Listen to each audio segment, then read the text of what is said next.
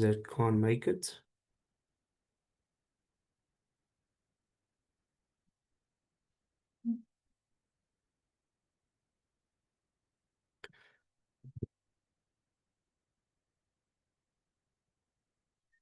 Okay, so good afternoon, everybody. Welcome to today's webinar with myself, Fabian Buckley. Today's discussion, we're going to be speaking about human and organizational performance, which is a new concept. It's not so new. It's been around for about 5 years, I would say. But it's still a new kid on the block as far as the other, let's say, more well-known concepts and systems that we currently utilizing within the industry, like your behavior-based safety, um, and the like. So this is obviously coming from, sorry, I don't know why am I.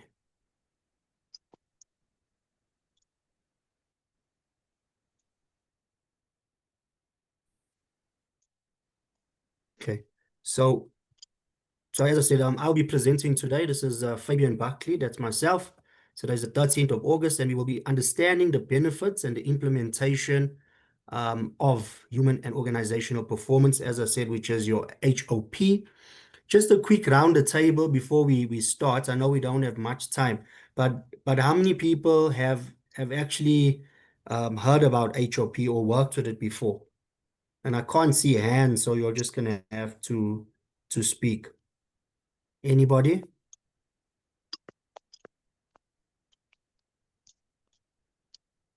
Okay, so nobody. So I'm guessing that nobody has actually worked with it or heard about it before. Okay, so let me just quickly, before I dive into the presentation, if I can just ask if you can put your mics on mute for me, please, because I can't go through the presentation and mute you guys, please.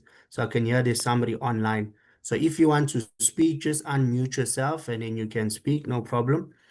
And then we'll jump straight into the presentation. But I just want to quickly let you understand. So I started off with HOP. It was basically a year, I'd say a year ago, okay, where I was first introduced to HOP and the concepts of HOP. So from an understanding perspective, I got there. I was introduced. I was invited to attend this meeting that was held at Qatar Energy's head office in Doha, and we were there with senior management from ExxonMobil, who actually came through with their senior projects manager and the HOP specialist from ExxonMobil to do a presentation with us to explain to us HOP and the implementation process of it, what they've been doing through the years, because they were a few years ahead of the rest of the people. So me, I've always been this pessimistic person at times. I don't know why I've been like that, but I've always felt that a lot of these things that are introduced are very gimmicky and they don't have much impact within the industry through the years that I've experienced it, because I've unfortunately had a bit of bad experiences with the likes of behavior-based safety and a few other concepts or systems, let me call it. So that was my first introduction, but I can tell you, ladies and gentlemen, I was blown away by the presentation, by the explanation of what it does. And ExxonMobil basically came there in front of everybody and they washed their dirty laundry in front of us. I mean, they basically played open cards with us and they shared their statistical data for the past, let's say, 5 years of them implementing their HOP program within ExxonMobil. And the results spoke for themselves. I mean, we saw some of their statistics on fatalities and serious incidents, etc., that were happening, especially in the beginning stages, and how, with the introduction of HOP, how it dramatically brought down their serious incidents and fatalities, obviously. So I'm going to jump straight in. As I said, we don't have so much time, but I'm going to go for as long as I can and as long as you guys can spare the time with me, right? So a bit of brief history. I like to start with a bit of history on a topic. I think it's important that we understand this. So, high reliability organization, HRO, um, sorry, man, I'm just adding a few people. There's some people joining in a bit later. So it's rooted in high reliability organization, or HRO, research and human factor science from the late 20th century. It was influenced by the aviation, nuclear, and petrochemical industries where small errors could have catastrophic results. Now, we all know that we work in some very dangerous environments, some of us more dangerous than the others.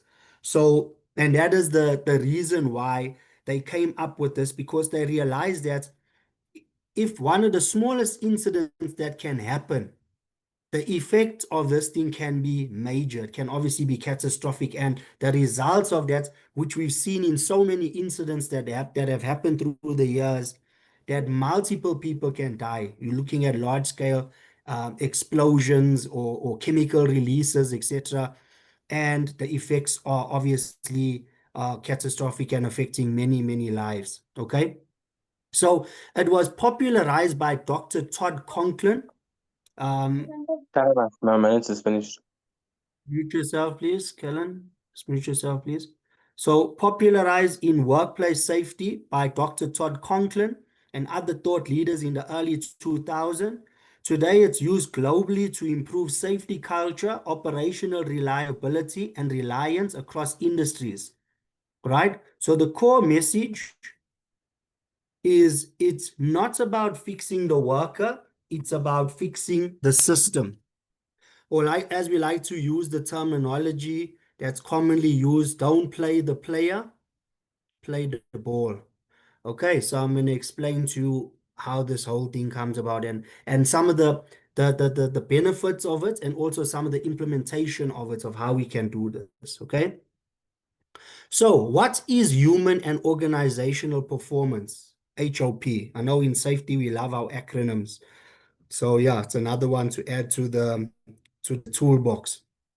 So, from a philosophy perspective, a philosophy and framework, it's aimed at improving workplace safety, reliability, as well as efficiency. So, it has a knock-on effect also from a safety perspective, but it also has a knock-on effect on the quality side of things, as well as the effectiveness and efficiency of how things are operated within a company. Next, we look at interacts work systems. So it focuses on understanding how people interact with their work systems and environments.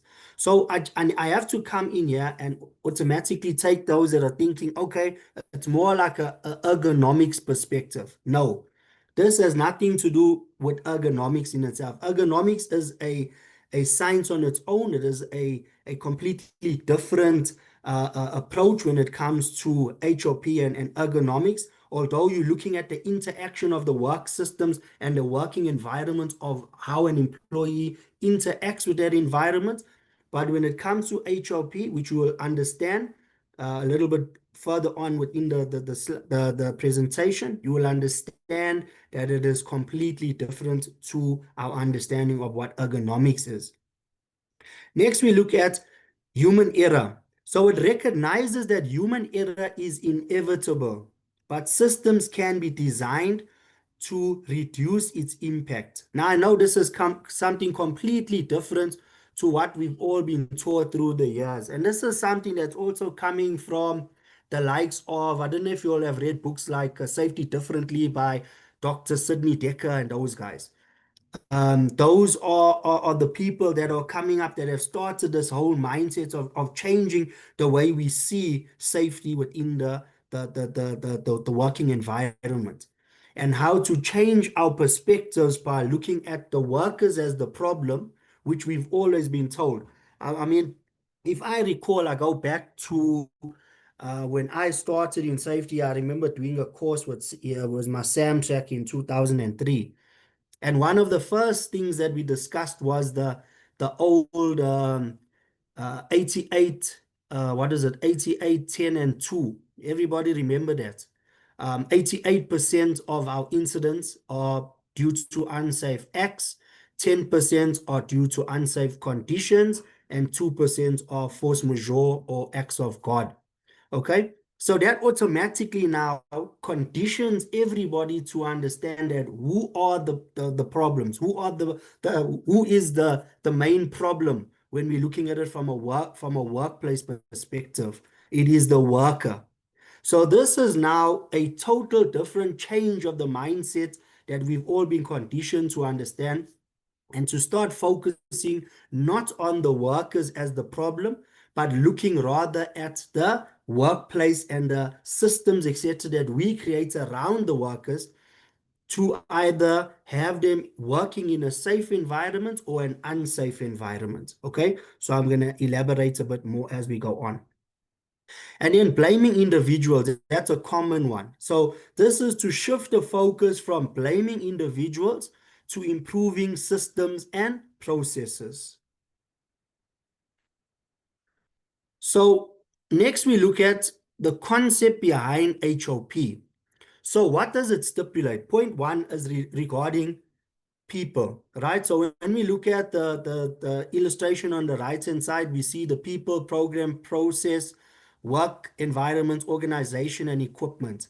Okay, so that's similar to your Ishikawa diagrams and those things. If you have an understanding of those things, of how it looks at the various aspects within the working environment of what we are exposed to. As a worker, you can see all arrows are pointing inward towards the worker, and all arrows also point outward towards, let's say, the equilibrium that we have within understanding the working environment with regards to the workers themselves. Now, when we look at humans are fallible, what are we saying here? We are saying that humans are fallible, even the best of us make mistakes. Okay? So what are we saying? We're saying that humans are fallible. Humans make mistakes. So does it mean that we must acknowledge, we must accept that workers can work unsafely? No, that's not what they're trying to explain to us. That's got nothing to do with the fact that humans will make mistakes. The fact that they will make mistakes is inevitable. That's what they're trying to say to us.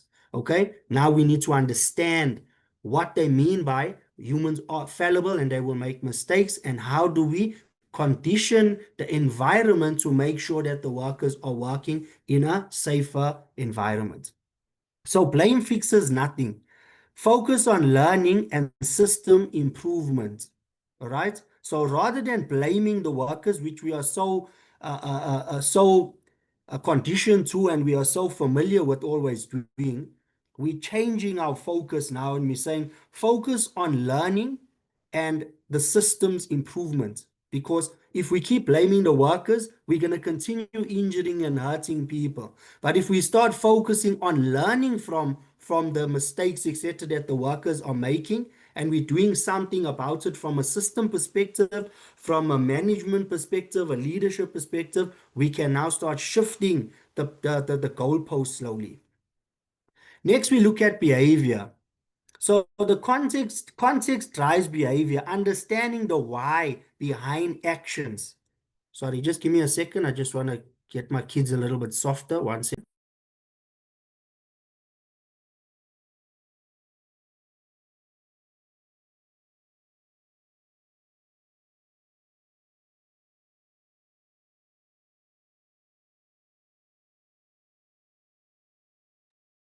Apologies for that. So next we look at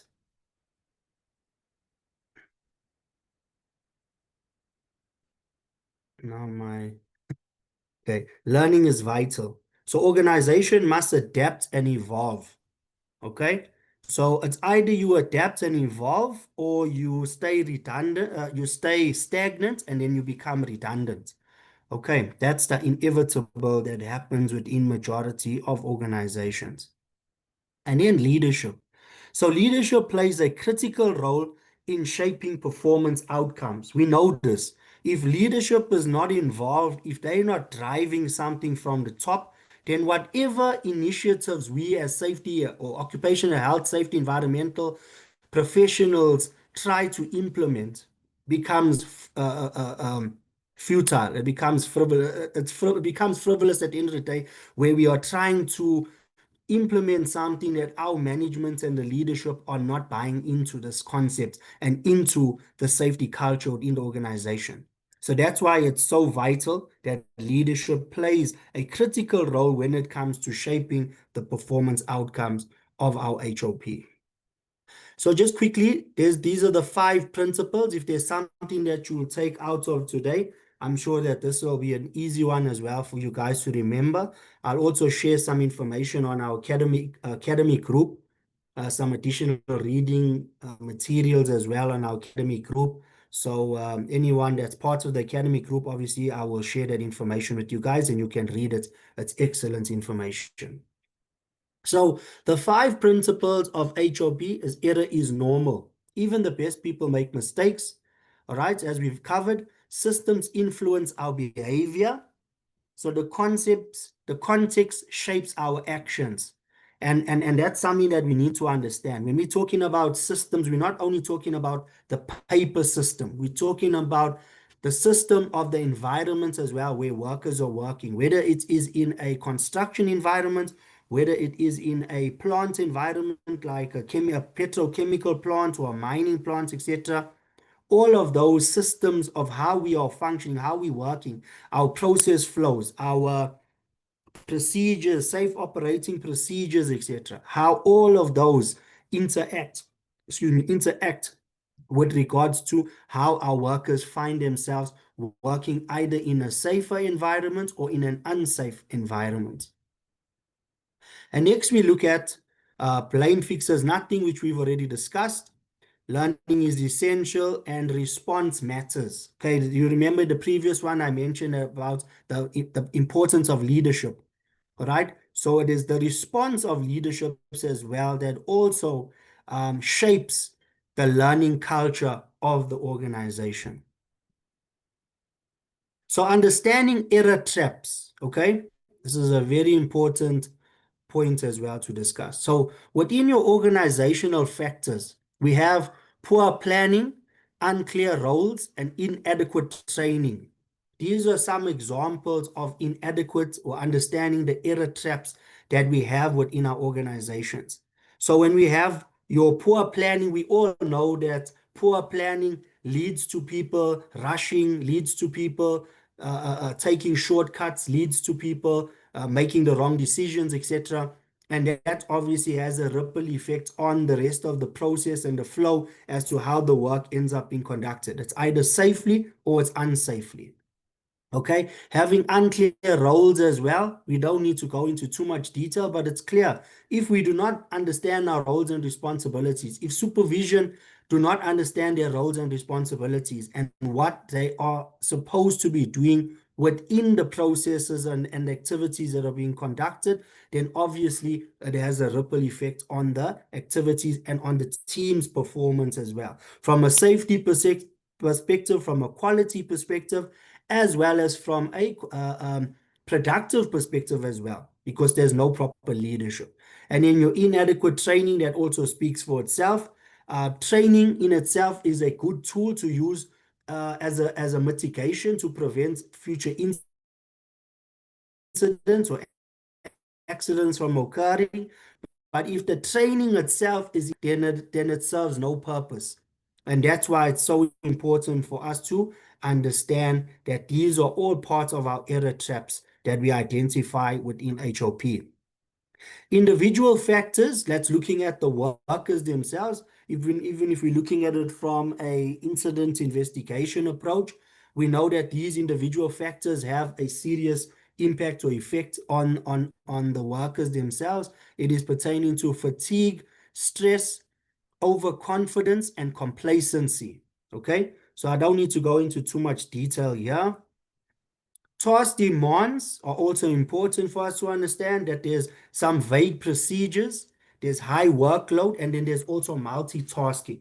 So all of these have an effect. When you're looking at this from a incident investigation perspective, obviously now this is now after the cause. So incident has taken place. We go back and we look at all of these factors as our error traps in the HOP system, rather than looking at specifically at the workers and saying, okay, how do we blame this worker because they did something wrong? No, we look at it from a holistic perspective, from a system perspective, and we start with us. Where did we as the organization go wrong?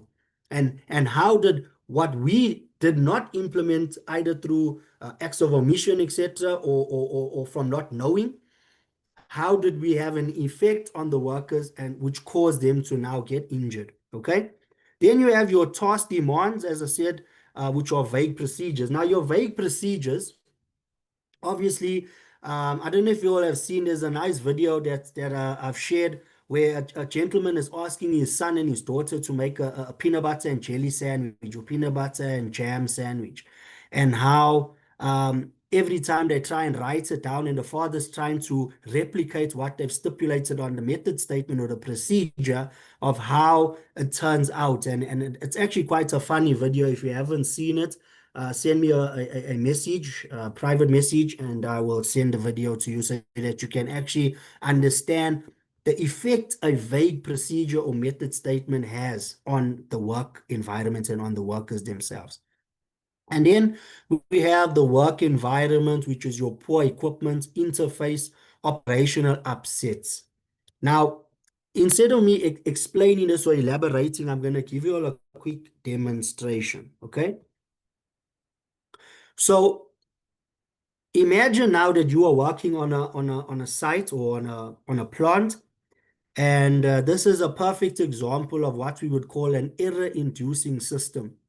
Okay, so the two taps that you see in front of you, one is a diesel tap and one is a water tap. Okay, now you have a new operator that comes to site and to the plant, and the supervisor asks the operator, please can you go and open the water tap? Okay, now the operator goes to the site. It's his first time in the area. He is not familiar with the site.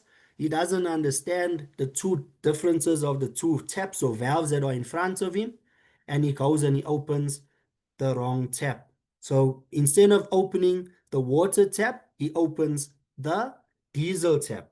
Okay, right.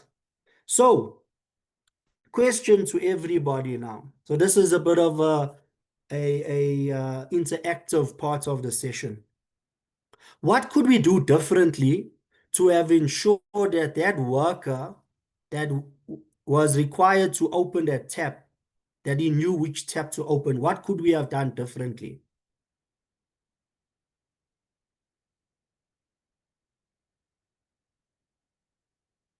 Anybody?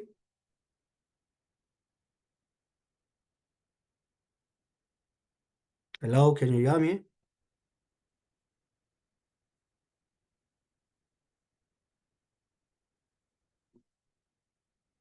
Can anybody hear me?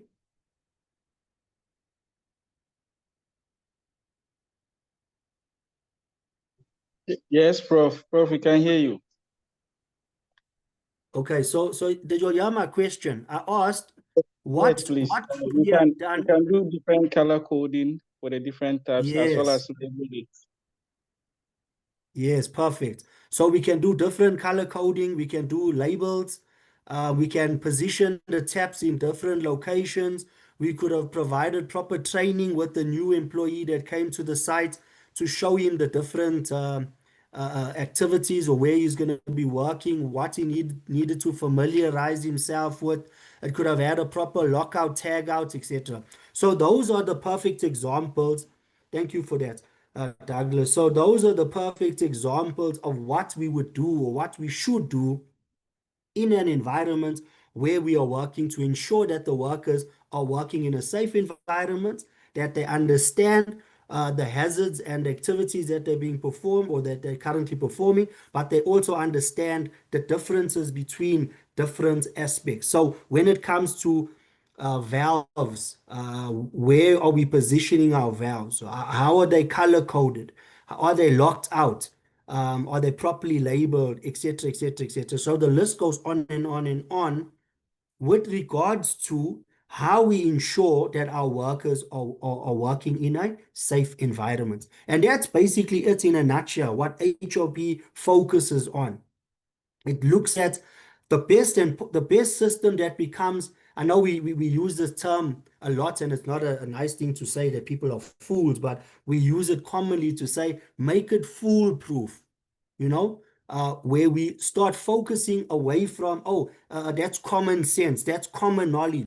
Everyone knows that it should be like this. If everyone knew that things should be the way they are, then we shouldn't be having 90% or more of the accidents that we have on our various project sites and our different plants and working environments. And that is the reason, because we have taken this notion of things and we start saying to ourselves, oh, but everyone knows it, it's common sense. No, it's common sense to you, the individual. You might know of it. But if the next person that comes to that environment doesn't know about it, then that person is a walking uh, hazard. And not by their own doing, it is by the company's own doing, because of the mentality that we have, that it's common sense, it's common knowledge, everyone knows. Okay, so let's look at a few aspects when it comes to how to improve and implement. Okay, so fixing the work, not the worker. You've seen that I've been coming across with this quite a lot. So we shift our focus from blaming individuals to improving work processes. Instead of concentrating on who caused the problem, HOP encourages asking what conditions allowed the error to occur. This creates a culture of psychological safety where employees feel safe to report incidents and near misses. Improvement efforts target process, design, tools, training, and workflow clarity rather than individual punishment. So again, it is the mindset and the shift away from looking at the worker. Why did the worker do this thing wrong? No, not why. What were the conditions that were allowed for that worker to have acted in a certain way that caused that worker to get injured? Okay, that's the difference. Next, we look at understand work as imagined work versus work as done. Now, there's a very nice illustration that they use as well, which I'll share. I've already shared it in the academy group. So those that are in it, you can open it and you can check it. Basically, what they show you is that everyone has this mentality that work is done on a linear approach. Work is not done on a linear approach because it has its challenges. It has things that come in between that changes the method of how and the sequence of how we intended to do the work. And then something happens, especially in the construction industry. You find it a lot where this is the way that we've written it down on paper. And then when we actually executing the work, it's 80% accurate to the paper. Sometimes it's 60, 70% accurate, but there's always variations and changes. Sometimes those changes can be significant changes, and obviously that's where our approaches come in of management of change, or we will implement a last minute risk assessment to ensure that those kind of major changes have been covered, that they have been risk assessed, and that there's proper mitigations to ensure that nobody gets injured. But that's how we deal with those, right? But we're talking about the mindset of how we think that the workflow happens within a linear approach. It's never a linear approach. It's always very sporadic. Okay. So how managers, planners, or procedures describe the task are also important. And that's why it's so important as well that when you're conducting these method statements and the procedures, that they are actually drafted with the teams that are executing the work themselves. Many a time, we know this for a fact. We sit in our offices, either in head office or on site, and we draft up these documents based on our own understanding and knowledge, and then we share that information off. We ensure that we have them, that we are developing them on our own because we want to save time, or because we're not getting the inputs and the support that we're looking for from the teams or from the management as well at times, right? And then work has done. So how the task is actually performed in the real world conditions. This is what we were talking about with regards to how things can change, where we think that everything is going to function in a specific way. And then we have all these different barriers that come up in between that cause us to have these changes within the activity that we wanted to, how we wanted to execute the work. And then we look at observing and engaging with frontline workers. So this reveals the gaps between theory and practice. This leads to more realistic and supportive procedures. And that's why I said it's important that we compile our method statements and procedures and risk assessments with the actual teams that are executing the work, because they will be able to tell us that what we have indicated as either practical or it's not practical. All right, that's one thing. Another thing that's important, how many of us have used what we call a PTO or plan task observation? Anybody? Yes.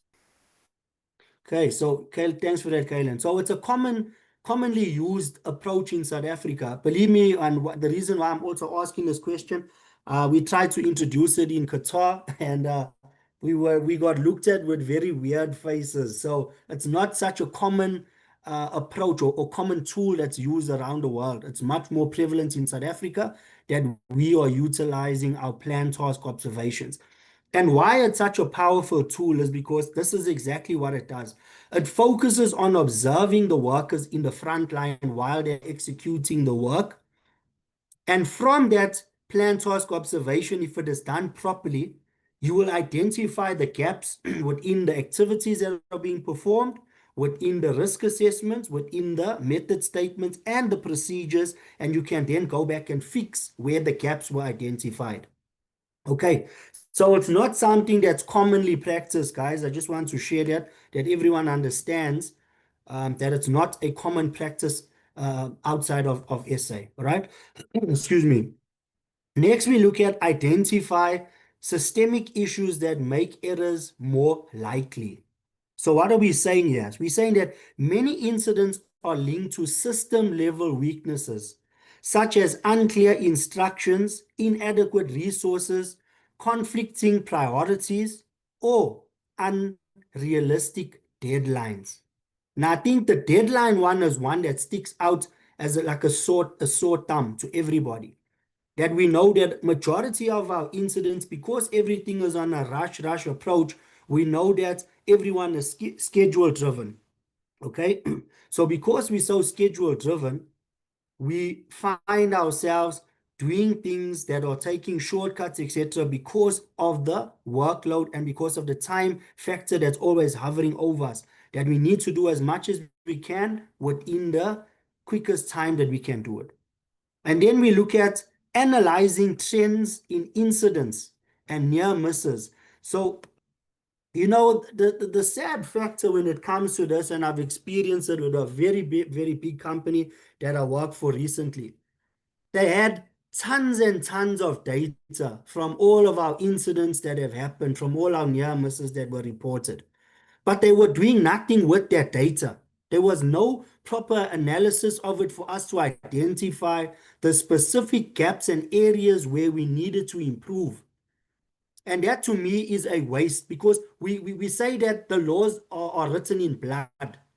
But those before the law was written in blood, there was incidents that were taking place that were going under the radars that nobody was reporting, or that they were being reported and the incidents were being conducted, investigations were done, but there was nothing coming out from that. So everyone was just chasing the tick box to say, yes, we've completed the investigation within the time frame required, the 14 days, whatever time frame it was that was given by the company or the client, right? But the reality of that is that we have gold. We have gold that is before us, which we are not utilizing the data from those incidents and near misses for us to ensure that we are identifying as a company and how we can fix those systemic issues and how we can then roll that over to the workers themselves, okay?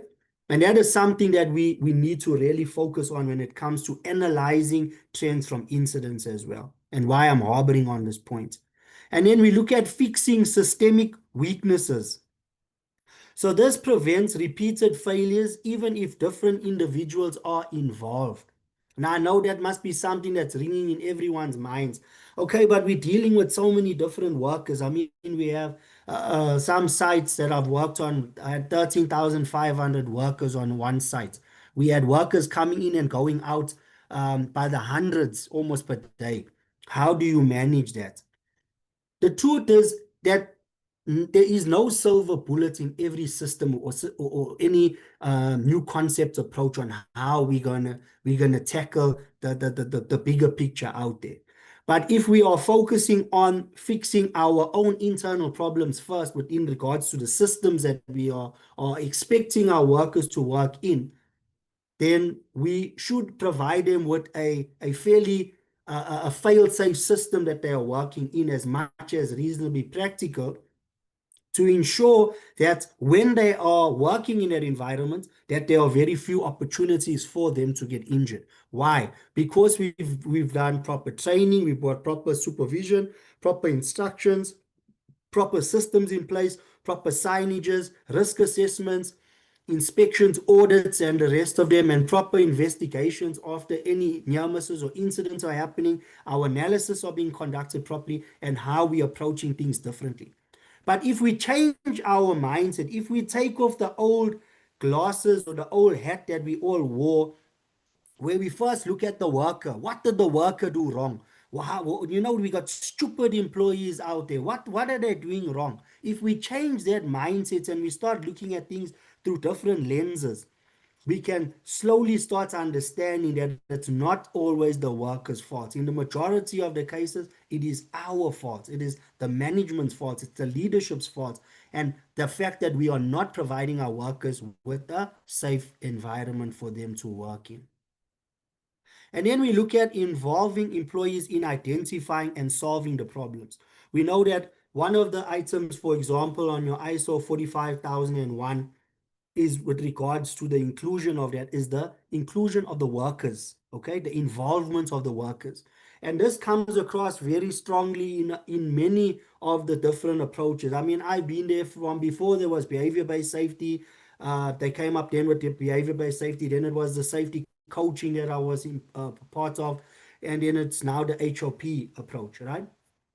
And an explanation of that is that when it comes to all of these, what is the common thread that goes across all of them is that the workers have to be involved in anything that we implement on a project or in a company, in order for that culture to grow and to adapt to the environment that we are bringing in something new, a new concept, or a new implementation. We need to have the workers buy in. As much as we have the leaders that are driving it from the top, if we do not have the workers' participation in it, then it is a frivolous exercise. We're wasting our time, ladies and gentlemen. Okay? So what are we saying? We're saying that workers are the closest to the tasks and have first-hand knowledge of the challenges and the workarounds. So we always use the terminology that the workers are always at the coal face. So they are at the coal face, meaning they're at the most dangerous part of the chain, or the most dangerous part of the process is where the workers are. If you think from a mining perspective, those that are involved in mining will understand exactly what I'm talking about. When you're working right on the coal face, when you have to be barring and you're digging, you're going deeper into the earth, that is the most dangerous part of the work that is being performed. People think, the blasting activities, etc., is dangerous. Yes, those are dangerous as well, but they're not as dangerous as you see the people that are dying in the front lines. Those are the guys that are right in the front that are always unfortunately passing away because of fall of grounds, because of winch accidents, etc. And those are the guys that are mostly involved in the front end. So we need to have them parts of the process. We need to get them to engage with us, and they need to buy into the concept so that they understand that, hey guys, But if you sell this to any worker, there's no worker in the world that would say, I don't like this. Why? Because it's taking the focus away from them. It's changing now the focus from blame the worker to let's look at the problem within our systems and how we are causing our workers to get injured. And then we look at involving them in safety reviews, process improvement sessions, and problem solving builds. It builds the ownership and it also builds trust amongst each other. And this is something that's very, very important. If you haven't read a book, I'll share the book as well afterwards in the group. I'll share the information on the book. It's an excellent book, and I know many of you will enjoy this, and you understand that everyone's moving away. The gentleman says that we are moving away from compliance to trust, and that is something that we need to start adapting to. That trust is a very, very key component to any safety system and any culture that you are working in. If you do not have a level of benevolence and trust, then everything else falls. All your structures fall away because your workers, they trust us, and it's very easy for them to lose their trust if we break their trust. So just remember this as well. If it's something that you're going to remember from today's session, it's also this, that trust is a vital component in any safety system. Employee-driven solutions often address root causes more effectively than top-down fixes. Okay, so when we're looking at employee-driven solutions, rather than us looking at, okay, how do we blame the worker because it's always the worker's fault, it now changes the mindset of even the workers to say, I am willing to come and report this incident or this near miss to my superiors or my safety department, because why? I trust them that they are not coming to blame me or coming to look at what did I do wrong, but rather how can we work together in improving the overall system so that nobody else can get possibly injured or seriously injured or even killed. Okay, so that's the approach with regards to that. So when we look at some aspects, we talk about the blue line and the black line concept. So what is the black line? So how workers plan if everything goes perfectly. So as we explained that in the ideal world, we discussed it already, that the ideal workflow will go within a certain way, and we expect it to go in a certain way. But usually this does not account for variations, for human factors or real-time challenges, okay, that are important to understand. So that's why it's important that even when you are conducting your risk assessments, you are considering that these factors can have a role to play within the execution of this work. So consider that even when you are conducting your risk assessment. Hey guys, let's look at it. What are the possible variations or impacts on this work of how we're planning on executing it and what impacts it possibly could have on us, and what steps are we going to take if we are encountering that situation? What are we going to do? You know, those are the questions that we first ask ourselves when we're starting this. And I'll explain it a bit within the next few slides that's coming along, right? So then we look at the next aspect, we look at the blue line. So how work is actually done and adapting to the real world challenges. Now, when we talk about the real world challenges, this is now the mentality that everyone needs to shift their focus to. We need to stop thinking of the pie in the sky mentality, that how we plan to do a job is how it's going to be executed, and it's, as I said, it's going to run in a linear approach and everything is going to be done hunky-dory. No, ladies and gentlemen, that is never the approach, and that's never the mindset that we need to have. And that's why we need to understand that all of these documents are living documents. As they need to be adapted, we need to adapt accordingly. As the situation changes, we need to adapt accordingly. And that's basically it in a nutshell. So we understand as well that workers adapt to unexpected challenges such as missing tools, weather conditions, equipment breakdowns, or unclear instructions. We know that when it comes to workers working in unexpected challenges, we know that when there's a missing tool, what do most workers do? Anybody? What do most workers do when we know that there's missing tools for an activity?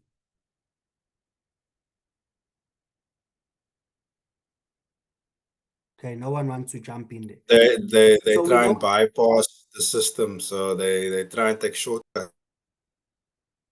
Thanks, Kalen. So yes, they take shortcuts. They would take another tool and use a different tool to do the same work with a different tool. And we know that we always teach, use the correct tool to perform the job safely. All right. When there's a situation of an equipment breakdown, okay, there's a forklift that's broken down. Okay, let's quickly make a plan.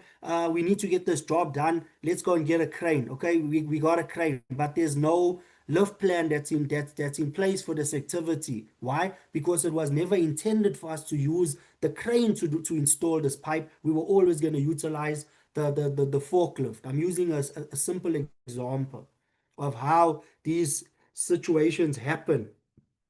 And you will not believe the amount of investigations that I've attended where I've sat in an investigation and you look at the method statements and you look at the procedure and you look at what these guys were doing and how they were executing the work. And then you ask them, guys, but why did you do it this way? Oh, no, this equipment was not available. This was, it broke down, or it was too far for them to transport it from one area to the other area. You know, all of those variables come into play. So who is to blame for those situations? Are we going to blame the workers for making a decision that they felt was the right decision to make, or the supervisor that was part of that process that made the decision to say, let us make a plan? That's some very common used terminology. Maak 'n plan. In Afrikaans, they'll say, kom ons maak 'n plan. You know, and that's something that's many a time the make a plan approach is what causes serious accidents and injuries and fatalities. And that's why we need to now understand that these variables can become a factor within our activities. So if we start thinking about it as a possibility, as a safety professional or as a leader, that this can possibly happen within this activity, but we've got mitigations in place to mitigate it in case it becomes a factor, and how are we going to manage the change that comes from this activity in an effective manner. Okay, and then we look at capturing work as done. So this helps identify the process gaps and improvement opportunities. As I've explained, work as done versus work as planned is completely different. And that's why your plan task observations need to be done properly, thoroughly, and the data from those PTOs need to come back to the system people, and they need to filter it in, and they need to adjust the documentation accordingly so that it starts making more sense to everybody. All right. And then we look at some aspects like the red lines. So the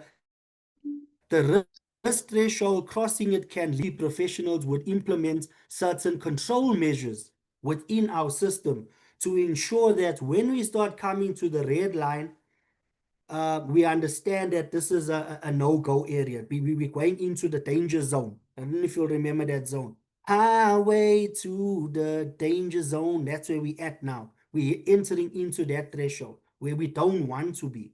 Okay? So this is the danger zone where the combination of deviations, pressures, or unsafe conditions significantly increases the likelihood of incidents or harm. Crossing this line means that safeguards, procedures, or system resilience have been exceeded. So we know automatically this is a no-go zone, all right? So it is critical for leaders to know how close the organization operates to this threshold in their daily work. And how do we understand that? We understand that by looking again, as I said, at our procedures, at our method statements, at our risk assessments, and we look at our plan task observations. We understand where we are off the mark and where we are heading when it comes to decisions that are being made by employees, by supervisors, by, let's call it, the lower tier levels, management and supervision, where these decisions are being made at that level when it should go up to the levels above, where the senior management need to be involved in that decision to say it's a go or a no-go. I'm going to quickly give you a quick story. So one of the crane companies in South Africa, they're well known, Babcock, right? They were having a lot of incidents where cranes were toppling over. and their reputation was being affected by it in a dramatic way. So what they decided to do was, and one of the root causes that were identified in the investigations was that the crane operators were overriding the limit switch when it came to lifting above its design capacity. We know that cranes have 90% lifting capacity, right, on their design. So when you now start using the key, you start overriding now that 90%, and you start going into now to the 90s and up until the 100% usage of that crane. So we know as well that the reason why they implement that is for a safety factor. And that is to prevent cranes from toppling over due to being overloaded. All right. So what they did was they implemented a software system in the crane that if the crane reached that, obviously we know that cranes work on green, amber, red, right? On the, when you look at the color code on the cranes that they're utilizing, they have the different colors. So when it's on green, it's operating way below the safe workload of the crane, and it's within a safe factor. When it comes to amber, it's starting to get a little bit closer to the danger zone, and it's close to that. When it hits red, then it's on the 90%, and the crane would cut off.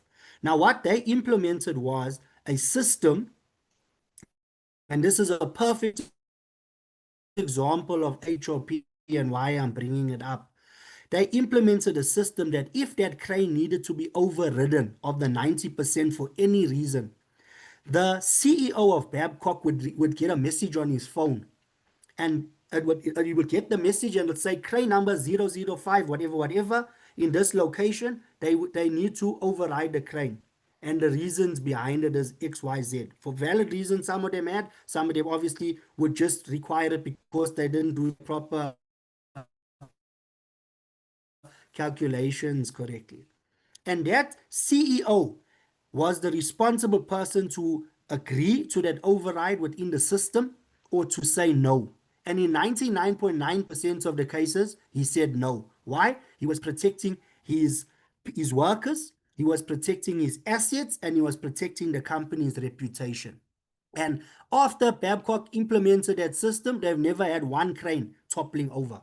So that's a perfect example of leadership's involvement in an HOP approach to ensure that the system of working for their operators is in a safe environment, that you will not be able to override that system under any circumstance, because that CEO has the ultimate or the overall responsibility to approve or to not approve or to reject, excuse me, the overriding of that crane. All right. And then we say overall goal resilient system. So we build work processes and environments that remain safe even when work deviates from the plan. Ensure controls, barriers, and decision-making support are strong enough to handle real-world variability, and encourage reporting and learning from deviations before they reach the risk threshold or the red threshold. Okay, so I've got a few more left, and then we're going to close. So, building resilient systems, we look at respond, know when and how to act. Okay, monitor, continuously observe key risks and conditions. Again, that will go back to the monitoring of the procedures, various systems, audits, inspections. But even when you're conducting audits and inspections, when you're looking at things with a different eye, with an analytical eye of a HOP perspective, it changes our overall mindset as to how we are conducting these inspections, how are we conducting these audits when we are in the field. It changes how we do things when we are monitoring. And then we learn. So we gather insights from both successes and failures. Okay. So it's important as well at this junction to discuss this, because many a times we always look at safety professionals. We look at only the negatives. We look at only the incidents. We look at only the audit findings or the inspection findings and the walkabout findings and those things. But we also have a lot of our successes as well, which we need to start focusing on also within an HOP perspective, where we start encouraging the workers to give us those successes so that we can filter it into our systems, filter it into their working environments, so that it becomes a daily practice for us as a company. And that's what we talk about, the building of our safety cultures through the workforce, where we are utilizing their insights and their improvements and successes, and we implement that as well within our working environments. And then we anticipate. So we need to prepare for what hasn't yet happened. And how are we doing that, ladies and gentlemen? We're obviously doing that through our risk approach. We're doing that through our risk assessments, our hazard identification. We're doing that through our different lenses now that we've put on, our different cap that we're wearing, which is now an HOP approach to things, rather than us looking at how do we blame the workers for everything that's going on in this place. We start changing it now to how do we anticipate what could possibly happen if we do not have these other mitigations or levels of control in place. If you look at how majority of risk assessments are done, very slapdash, are done just to tick the box and to submit because we need to get the activity done. But if we consider these various layers of controls within it, when we are actually doing our hierarchy of controls, when we are actually implementing a system to understand where the human error elements can come into play while these activities are happening, where the variations of the activities can start coming into play, and how it can have a ripple effect on the activities being performed, then we start looking at things differently, because we start understanding how thorough we need to be when it comes to conducting our risk assessments. So as we said, leaders set the tone for a learning culture. They encourage open reporting without fear or blame. They use mistakes as opportunities to improve systems, and we invest in training, safeguards, and workforce engagement. We understand that this is a key component of the leadership role within making any system work. Not only HOP, but any initiative has this leadership role and what they need to do. Okay, so let's look at some practical HOP tools that we can utilize. So we've mentioned that we have our pre-task briefs and post-job reviews. Very, very, very important components, ladies and gentlemen. If you are not utilizing some form of a system of a pre-task briefing with your workers, either a DSTI or a JHA or whatever, on the job, what they call it, last minute risk assessments, whatever terminologies you utilize, if you are not utilizing this and using it effectively, you need to start doing it. It is a key component on any project or any company. Okay. Another very important aspect of it is the post-job reviews. Now, many of us focus heavily on the risk assessment components or the task activity components of the pre-task briefing and the last minute risk assessments or DSTIs, but there's very, very little focus on the post-job review. And this is an extremely important component. Now, something that I'm going to give you guys as a tip from my side, and it's something that ExxonMobil also utilized. What they did was, instead of conducting one DSTI for the activity for the day, and then at the end coming and doing the post-job review and finishing off for the day, they did small pre-task risk assessments or pre-task briefs for the different tasks that they were performing. So they broke it up into various activities. So where the riggers, for example, are not involved in an activity, they were not involved in that pre-task brief. They stayed out of that pre-task brief completely. The only time where they were involved is where there was an interaction or their activities actually started. And then they were included within the pre-task brief. What many of us do is we want to call everybody. Come guys, everybody, let's get together. It's a get along gang. And now we're going to go through our pre-task brief for our last minute risk assessment. And then we have the bloody blahs that go across to the workers. Many of them are not even paying attention. Why? Because 90% of them are not even involved in that activity. But if you break it down into simplified task steps that are broken down within the teams that are actually performing the task themselves, then they are more involved and interaction happens, and that there is a buy-in and a participation from the workers. Why? Because it is pertaining to what they actually are doing and what they need to know. And not just everybody, let's stand around and let's talk for 5 minutes, let's sign this documents and everyone carries on their job. That's a completely different mindset approach. And then when it comes to the post-job review, for every task that are being performed by that crew, when they are completed that task, they are done for that activity, they do their post-job review on that specific task. So why do they do it that way? It's fresh, it's in the mind. It's something that they can easily, obviously, as I'm saying, it's fresh in the mind, easily remember where they went wrong, what mistakes were identified, where did they identify that the plan versus actual job, how they wanted to execute it was completely different, okay? Or there was major changes. So let's go back and let's change our method statement, let's update our procedures, etc. And that's how we would utilize that approach. And then we talk about three-way communication. We say we need to speak, we need to repeat, and we need to confirm. Very, very important. Three-way communication. I'm the supervisor. I speak to you as my worker.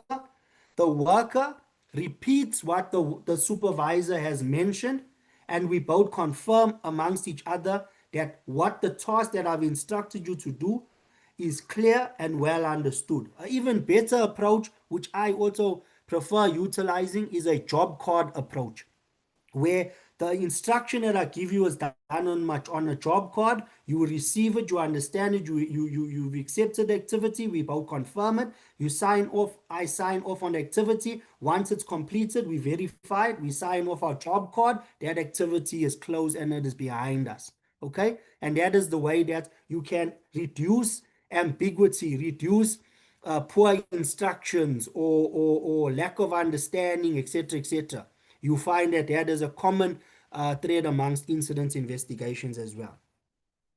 And in the error trap identification and mitigation, the error trap is the one that I mentioned on the previous slides as well, considering what error traps can we identify within the activities that are being conducted, and how can we go back and mitigate those error traps. Okay, that's the poor training, that's the ambiguous instructions, etc., etc., or no proper organizational structure. You'll remember those are some of the items that we were discussing in the error trap. And then we look at safeguard, verification, and validation. So here we're looking at what are the safeguards that we have in place to ensure that if there's error traps are identified, what safeguards are in place to ensure that we do not enter into the red line or the danger zone. All right. And then we talk about learning teams to explore context and solutions. So then now this is now where we learn from our mistakes, and we also learn from our positives as well, how we grow and how we learn from this. Okay, so we utilize our teams to go around observing the workers, seeing what they're doing well and what they're doing wrong, understanding why they're doing things wrong, so that we can go back and further amend the system. And then we look at some of the benefits of using HOP. It improves the safety culture and reduces the incidents. It enhances organizational learning and resilience. Better engagement between leadership and workforce, as we also understand, even from a three-way communication as well, and how much involvement there is from the workers' perspective as well. Proactive problem solving. So we focus on proactive problem solving rather than reactive blaming. And then we're obviously working within an environment with increased trust, transparency, and communication. Okay, so just in before we close, human and organizational performance isn't about preventing mistakes. It's about building a safety culture where mistakes teach us faster than they can harm us. Okay, so that's a quote from myself. And then in closing and questions, human and organizational performance is not just a program, it's a mindset shift. focuses on learning, adapting, and improving systems to support human performance. And then we have your questions, thoughts, or experiences. If anyone would like to share any questions or any thoughts or experiences, please feel free. And then we can close the session for today. So I'm opening the floor up to anybody before we close.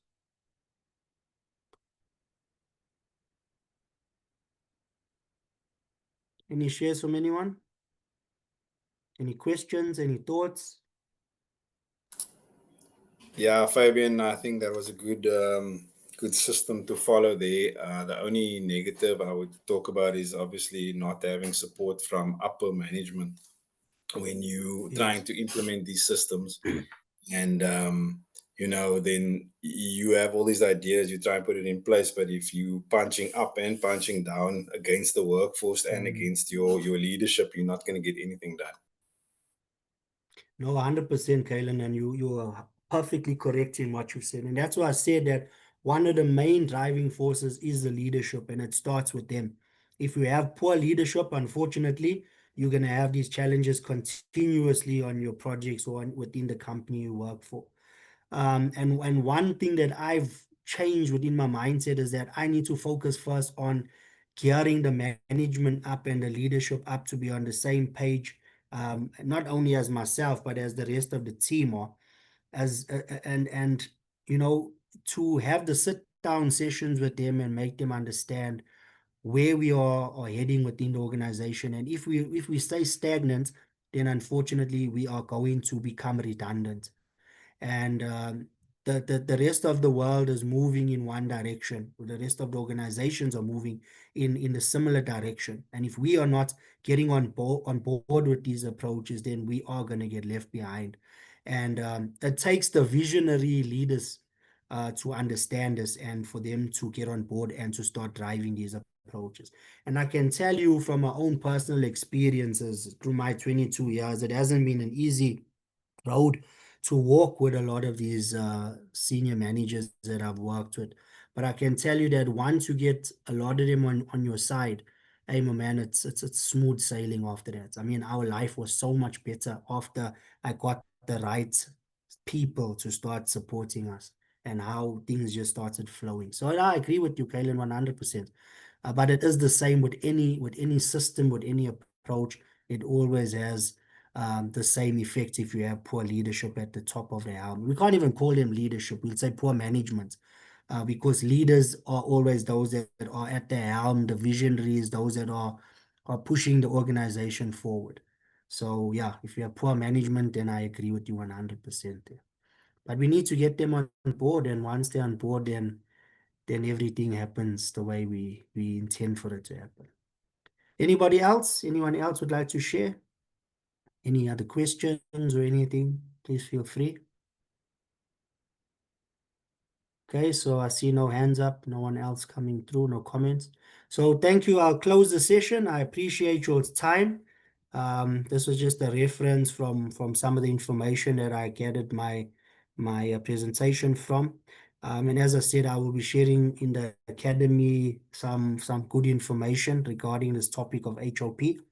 And we'll continue the discussions as we move forward. But just note that this is something excellent to have on your CV. It's something great because majority of the bigger companies, as I said, the Exxon Mobils, the Qatar Energies, I'm sure the Aramcos, etc., also on a similar alignment, that everyone's jumping on board with the HOP approach to stop blaming the workers and start looking at the systems and how we can improve on it. So thank you. I appreciate your time. And for everyone, we had a bit of a full house today. At one stage, we had, I think, 16 people joining us today. So thank you all for your time. And I appreciate you guys. Thank you. Take care.